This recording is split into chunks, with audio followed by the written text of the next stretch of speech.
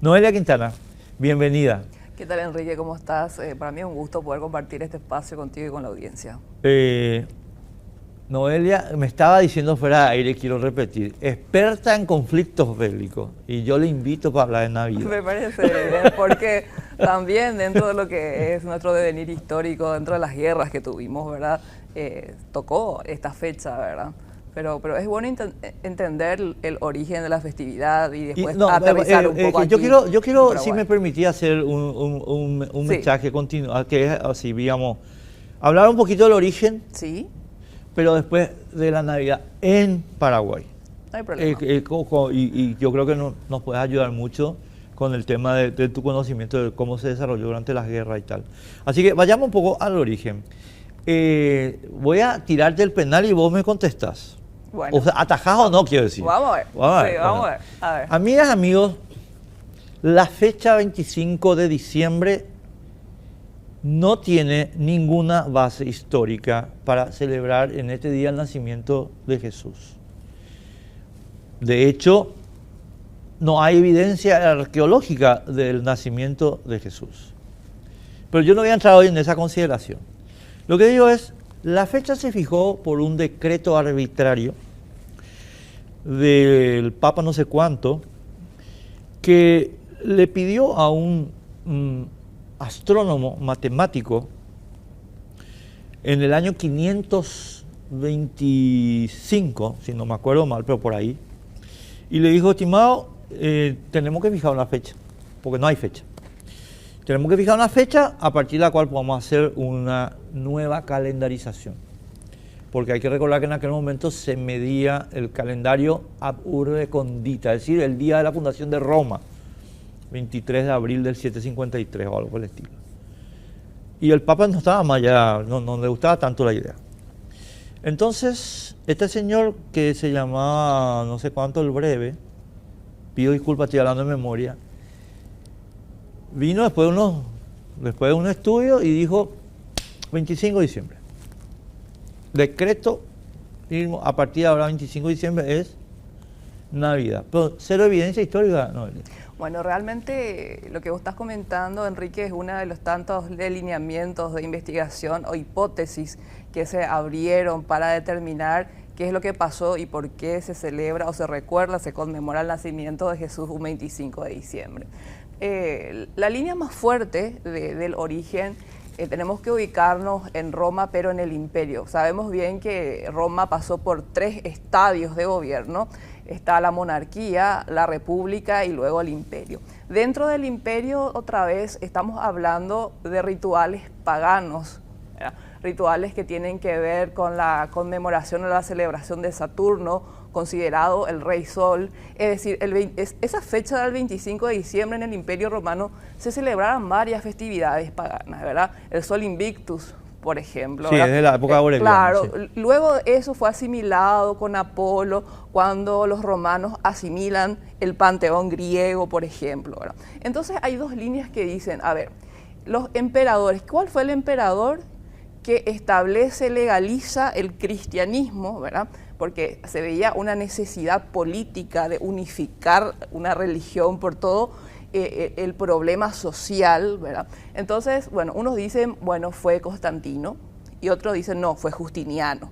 Entonces, están dentro de esto, pero sí, evidentemente, con una ayuda de Julio I, ¿verdad? Aunque dice que el decreto, el que vos estás mencionando, fue el Papa Liberio. Sí. Entonces, estamos hablando que del nacimiento de Cristo aproximadamente entre el siglo III y IV, ¿verdad? Hay investigadores que dicen esto, que se da el nacimiento de Cristo. Y algunos utilizan fragmentos de los evangelios, por ejemplo, el de Lucas y el de Mateo, que dicen, bueno, el nacimiento se dio en la ciudad de Belén, los pastores estaban afuera con su rebaño, y eso es un indicio a que a los investigadores, a los historiadores que se decantan por ese lado, dicen, bueno, pero en Palestina, en el Oriente, un 25 de diciembre hace frío y es insoportable, ¿cómo van a estar las ovejas afuera pastando? Entonces dice, no puede ser esta fecha, entonces dicen que probablemente sea a partir del otoño. Algunos investigadores lo dicen en mayo, abril, mayo, inclusive hay otros que ponen septiembre y octubre la probabilidad De de la la fecha fecha, real, ¿verdad? En base a lo que tanto Lucas y Mateo dice, ¿verdad? Porque dice que es imposible que estén así pastando en frío en la zona de Palestina, ¿verdad? Claro, es que para que la gente ubique estos hemisferios norte, estimados amigos, y no es habitual, pero no deja de suceder, cae nieve, o sea, nevada. En consecuencia, sí, el 25 de diciembre es una fecha súper fría. Y claro, y tiene que ver estas celebraciones dentro del Imperio Romano con el solsticio de invierno, Exacto. justamente que son los momentos que el sol van en los trópicos, ¿verdad? Y tiene mucho que ver también con la agricultura, ¿verdad? Que el sol se va, entonces es una forma de celebración donde los niños, me van a disculpar, pero tengo que decirlo, ¿verdad? No es que se le entregaba regalos, ¿verdad? Como ahora la figura de San Nicolás o Santa Claus, sino que eran sacrificados para el dios Sol, ¿verdad? O para el rey Saturno, inclusive así, ¿verdad?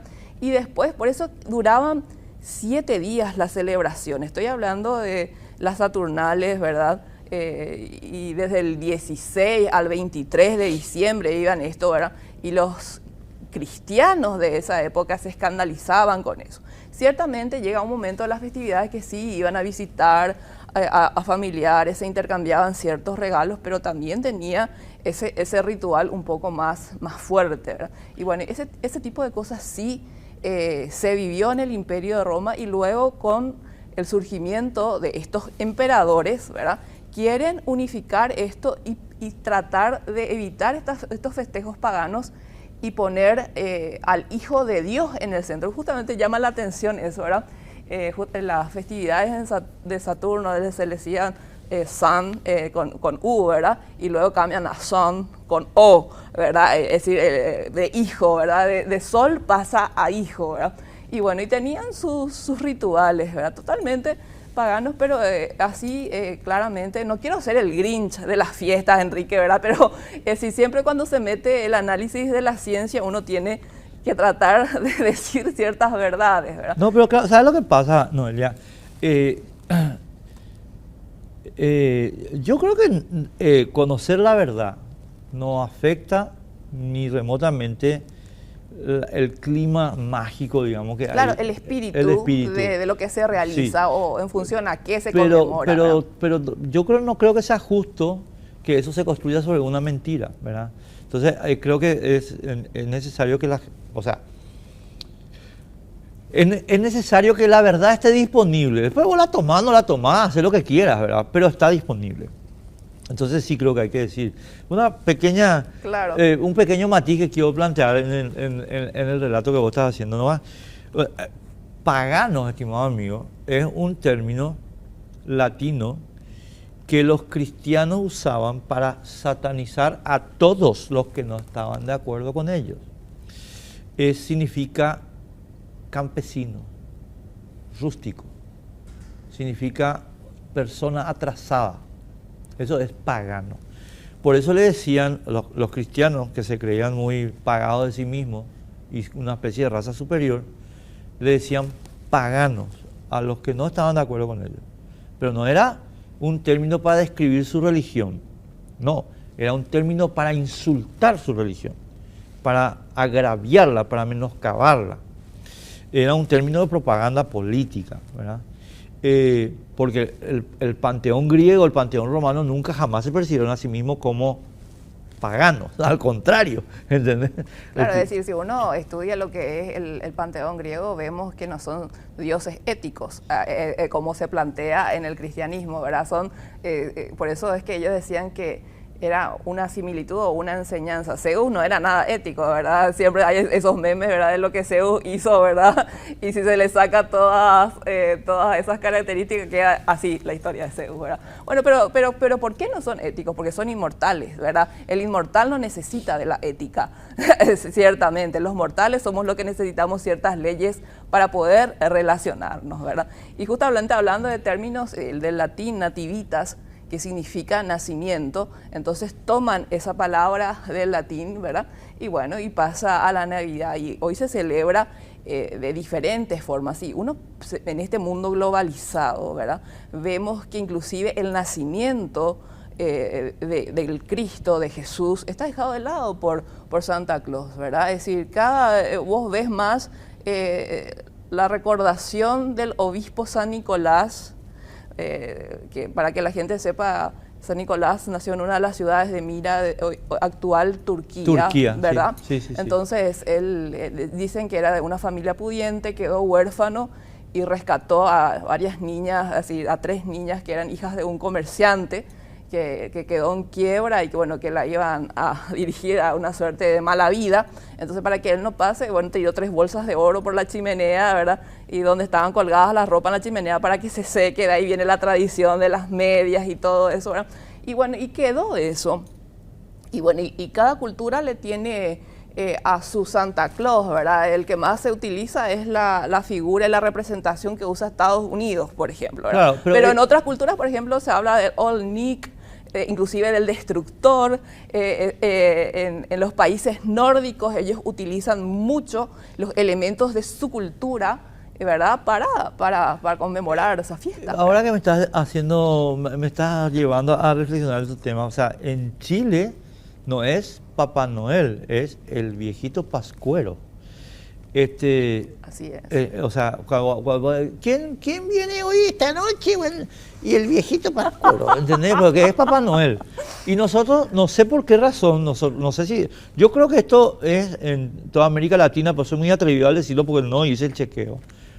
Pero en Paraguay, y supongo que en el resto de América Latina, pero no hice el chequeo, con la excepción de Chile, Papá Noel es en francés. Noel es en francés. Sí, Noel. Porque en realidad en castellano es Nicolás. San Nicolás. San Nicolás. Y los españoles, que no sé cómo le dicen, ¿verdad? Pero no es Papá Noel porque ellos no le quieren tanto a los franceses. Pero nosotros sí, ¿verdad? O sea, en América Latina. Y Santa Claus en los países anglosajones. Así es. Sí. Y en los países germánicos, que serían los de Europa Central, Weihnachtsmann. Es decir, cada cultura, Cada ¿verdad? cultura. Y los rusos, los rusos también tienen un nombre especial que no me acuerdo.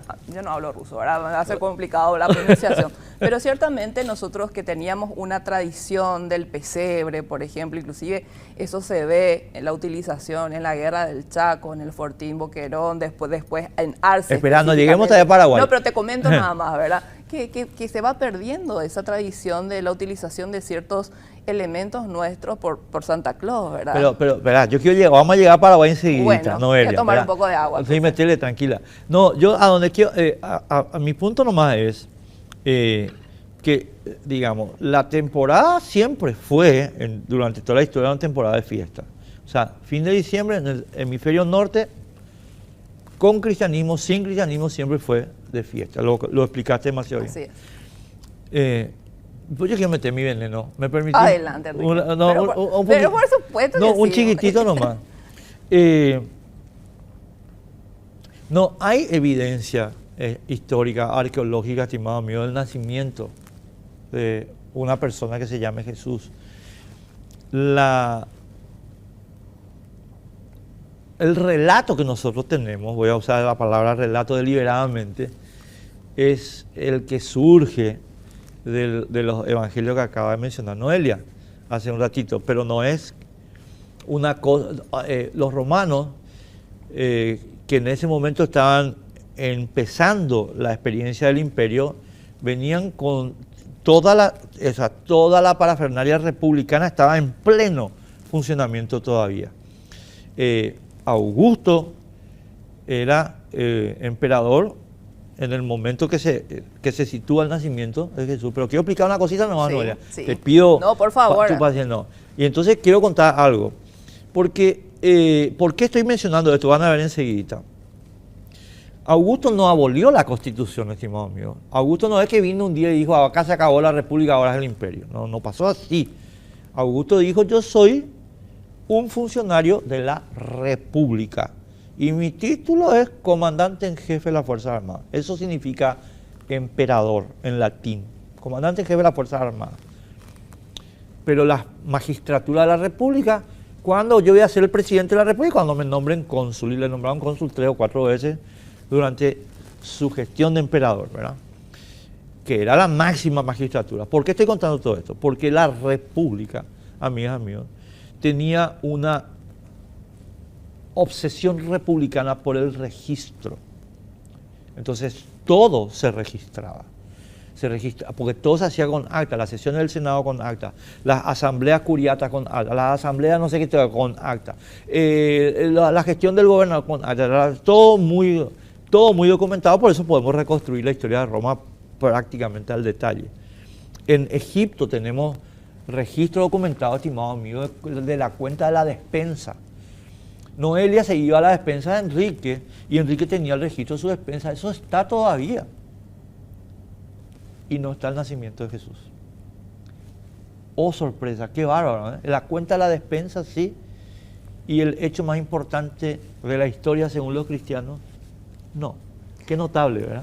Y bueno, por ejemplo, el tema del nacimiento del niño Dios, ¿verdad? Eso ya se ve en otras mitologías, ¿verdad? Específicamente con Isis, en Egipto, ¿verdad? La Virgen que tiene un hijo, Dios, ¿verdad? Y eso se va inclusive repitiendo. Es más, hay partes inclusive de la Odisea de Homero, ¿verdad? Que él baja al inframundo, ¿verdad? Para tratar de liberar almas. Bueno, y todo, es decir, está muy metido. Hay que leer mucho sobre ese aspecto, ¿verdad? De los panteones, de las grandes civilizaciones de la antigüedad y ver los paralelismos, ¿verdad? Porque el cristianismo primigenio, diríamos así, no lo consideraba a Cristo como Dios, ¿verdad? Entonces, eso vino después, ¿verdad? Porque se necesitaba en Roma tener un Dios, utilizar la cruz, ¿verdad? Pero eso es meterse ya también dentro de lo que es la creencia de la gente, ¿verdad? Pero hay muchos rasgos de la mitología o de las religiones politeístas de estas civilizaciones en el cristianismo. ¿Pero por qué pasa eso? Porque utilizaron la filosofía griega, especialmente la doctrina social de la Iglesia, tiene su base en lo que es la filosofía platónica. Absolutamente. Ese dualismo, ¿verdad? De Platón, acá tenés un cuerpo encerrado, un cuerpo pecador, ¿verdad? Tenés que librarte de la cárcel del cuerpo para ir al topos uranio, al hiperuráneo, donde es, bueno, y eso utilizaron para una Jerusalén celeste y una Jerusalén terrestre y ese tipo de cosas, hasta llegar a la escolástica, por ejemplo, ¿verdad? Con Santo Tomás de Aquino, que empezó a tratar de congeniar la fe y la razón, y estamos hablando de la escolástica. Y fracasó rotundamente. La Suma Teológica, por ejemplo, con donde decía que tu razón justifica tu fe. Y empezaron todo un movimiento intelectual para justificar la presencia de Dios desde el punto de vista científico, filosófico, ¿verdad? El ser contingente, el ser necesario, y es toda una rama muy interesante de la filosofía. Interesante, pero fracasaron. O sea, a mi juicio, fracasaron rotundamente. ¿Por qué? Porque la existencia de Dios no se puede probar por la razón. Bueno, exacto, ¿verdad? Pero sí la religión es exitosa, pues estamos hablando en el 2024 y hasta hoy día, a ver, ¿verdad? Es decir, el catolicismo en sí o el cristianismo en sí es impresionante, ¿verdad? Yo creo que la religión, ahí Noelia, está abriendo un debate amplísimo, porque sí, o sea, la religión es exitosa en el sentido de que informó la cultura. Pues yo te diría, matizando un poquito, que hay como una suerte de ciclos así, y que nosotros estamos en un ciclo así ahora. ¿Por qué? O sea, la religión cristiana en particular, porque el Islam es otro fenómeno, ¿verdad? Que tenemos que analizar. ¿verdad? Pero la religión cristiana yo creo que está en este momento en uno de sus momentos de menor prestigio en toda su historia y de menor capacidad de influencia en toda su historia. No es que no hubo antes momentos de caída. Hay que recordar, estimado amigo, que la Revolución Francesa abolió el cristianismo, al punto de abolir el calendario cristiano. Por eso decimos el 18 Brumario, el 9 Termidor, el no sé qué otra fecha, ¿verdad? Porque era el calendario de la Revolución. O sea, en ese momento el cristianismo estaba con prestigio cero. Y hay que recordar que Napoleón lo metió preso al Papa. Y le dijo, se autocoronó emperador. No, y después le dijo, venga usted acá para hacer lo que yo quiero, no, cuidadito. O sea, después la iglesia como que remontó, pero ahora están otra vez. Para mí, hechos pelota, ¿verdad? No sé si está bien, pero estoy describiendo el hecho, ¿verdad? Y sin embargo, el cristianismo es la matriz de nuestra sociedad en términos culturales. Es que el hombre tiene una inclinación nata a creer en algo superior. Imagínate, vos estabas hablando de todo lo que conllevó el siglo de las luces, Lumière, ¿verdad? Con Napoleón y todo eso, pero Napoleón también llegó a un momento en decir, bueno, se necesita, había sido de la religión. Él para poder, obviamente la gestión, el político, ¿verdad? Para poder explicar del por qué existe gente con tanto y gente con tan poco, ¿verdad? Entonces siempre la religión estuvo ahí presente como una suerte de consuelo. Bueno, te estás acercando mucho a un amigo nuestro que se llama Carlos Marx. No, el materialismo histórico, no, definitivamente yo Marx, es que yo lo siento. Que conste, no, me voy. Que conste que Carlos Marx, yo bueno, creo, usted respeta su... No, Marx, yo creo que Marx se equivocó en todo lo que dijo económicamente, pobrecito Anga, ¿verdad? Me muero. No, pero dijo, o sea, le atribuyen a él una frase que yo no puedo asegurar de ahora, pero creo que es de David Ricardo. La frase, la religión es el opio del pueblo. Y le atribuyen a Marx, no sé, o sea, me tengo que poner a investigar esa cuestión también. Pero a donde quiero llegar con esto, es que ese es el momento que yo te describía de mínimo prestigio del fenómeno religioso, ¿verdad? Y en que efectivamente, porque Napoleón es un tipo muy, muy práctico, o era, y Napoleón lo que dice es, esto es una fantasía, yo la voy a usar por razones prácticas. Y a partir de ahí viene la formulación. ¿Para qué uso la religión? Opio. ¿Entendés? O sea, esa es la construcción que hicieron a partir justamente de Napoleón. Es decir, yo le saco al Papa de la cárcel y le traigo acá de vuelta como instrumento de dominación, como instrumento de sujeción social, que es la crítica que en realidad hacemos los liberales al fenómeno religioso. Los marxistas nos copiaron a nosotros. Bueno, yo siempre estoy pensando nomás en la religión y la política, ¿verdad? ¿No?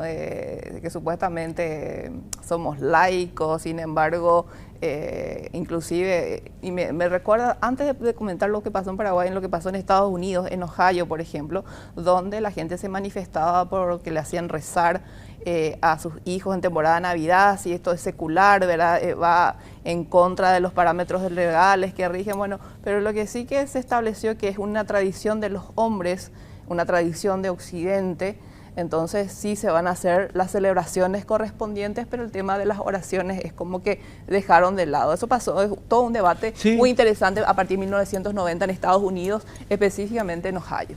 Pero porque la Constitución de Estados Unidos establece la separación de Estado e Iglesia, ¿verdad? Ahora, la nuestra también. Sí, y la nuestra no se cumple. Nuestro artículo 24 no se cumple. Ahora, una cosa es que el Estado no lo haga y otra cosa es que la cultura social lo haga. Claro. Y yo apoyo totalmente, pero apoyo además por una razón de interés particular, si querés, porque yo en mi casa lo hago y no soy creyente, pero me parece una tradición hermosa. Es que ¿verdad? Es decir, nadie puede... yo extraño las navidades de mi niñez, ¿verdad? Con mi vecino en el barrio. Bueno, a mí me daban los papeles más tristes dentro del pesebre viviente, ¿verdad? Nunca me dieron el papel de angelito, ¿verdad? Yo estaba por ahí de adorno, ¿verdad? Pero son cosas, no sé, me querían poner de burrito, algo por el estilo, ¿verdad? Siempre era algún animalito yo, ¿verdad? Pero no tenía el papel estelar que quería, ¿verdad? Pero pues recuerdo esas cosas con alegría y con añoranza, ¿verdad? Porque hasta eso perdimos en Paraguay, ¿verdad? Esas tradiciones de Navidad en familia, ¿verdad? Que cosas que unían con los vecinos, ahora ni le conoces a tu vecino, No, vivimos ahora, apartados, individualizados, ¿verdad? Dos fenómenos para ir entrando en Paraguay, Noelia. para ir entrando en la Navidad en Paraguay. Uno es que yo creo que uno de los elementos de la pérdida de la tradición, como vos señalás, es que nos estamos urbanizando. Y aunque en Europa vos ves que el fenómeno urbano no afectó a esto porque tienen los mercados navideños y compañía, que es muy europeo, digamos, nosotros no trajimos esa tradición. Lo que pasa, Enrique, nosotros no tenemos una identidad nacional sólida. Eso es un problema grave que nosotros tenemos porque ni siquiera entendemos lo que es nuestra cultura. Es decir, todo lo que se nos bajó la línea desde que perdimos la guerra, la Triple Alianza, se nos impuso ciertas cosas, ¿verdad? Donde para valorar más lo foráneo que lo nuestro, hoy estamos en un mundo totalmente globalizado y el paraguayo es como que está perdido sin entender qué implica su identidad o su soberanía nacional, ¿verdad?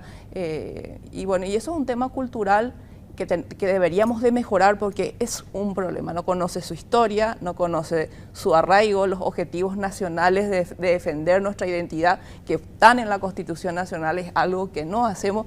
Entonces, por supuesto que somos más permeables a otro tipo de cultura, ¿verdad? Donde nuestra tradición o nuestros orígenes o lo que nosotros hacíamos, muy pocos saben que nosotros cada 25 de diciembre después del año 1842 hacíamos un juramento de ciudadanos, 25 de diciembre, ¿verdad? ¿Por qué?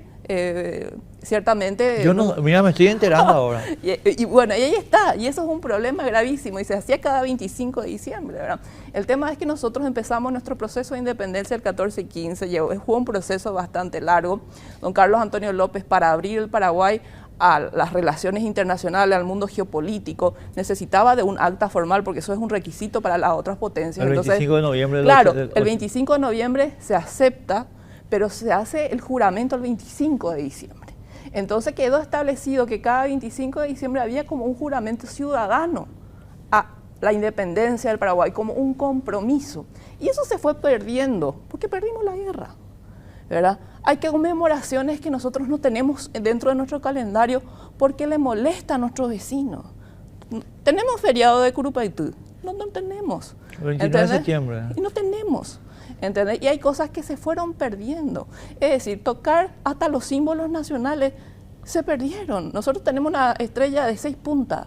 Si nosotros queremos ver nuestro símbolo real, tenemos que ir a mirar la catedral o la Recoleta, ¿verdad? Y acá los perros que no entienden nada del respeto a lo que se generó, al significado de un símbolo nacional, se quiere cambiar inclusive.